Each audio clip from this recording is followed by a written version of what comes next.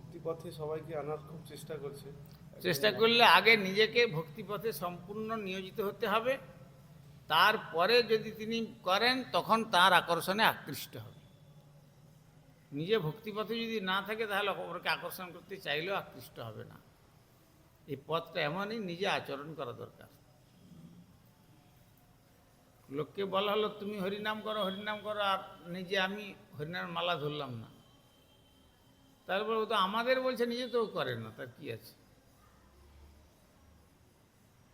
তাহলে সে করবে না। এই জন্য আচরণ দেখেই তখন ভগবত ইচ্ছা থেকে একটা প্রেরণা আসে উভয় পক্ষের।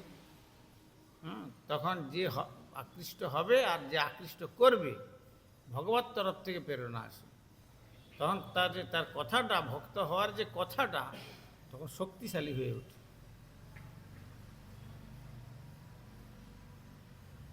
বলছে না, আচার্যবান পুরুষ বেদঃ।